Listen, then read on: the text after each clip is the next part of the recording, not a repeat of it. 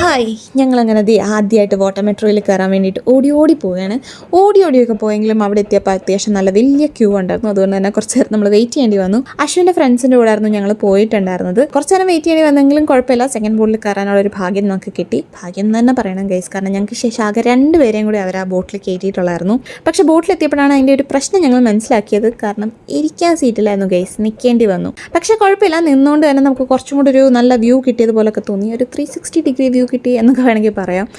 പിന്നെ ആകെ ഉണ്ടായിരുന്നൊരു പ്രശ്നം AC-ക്ക് അത്രയും തണുപ്പില്ലായിരുന്നു എന്നുള്ളത് മാത്രമാണ്. എന്തായാലും കുഴപ്പമില്ല. കുറച്ച് നേരം കഴിയുമ്പോഴത്തേക്ക് ഇരിക്കുന്നവർക്കൊക്കെ ബോറടിച്ചിട്ട് എഴുന്നേക്കാൻ തുടങ്ങി. സോ അങ്ങനെ ഞങ്ങൾക്ക് സീറ്റും കിട്ടി. പിന്നെ ഈ വാട്ടർ മെട്രോയുടെ റേറ്റ് എത്രയാണെന്ന് എന്നോട് ആരും ചോദിക്കരുത് ഗൈസ്, എനിക്ക് യാതൊരു പിടിയില്ല.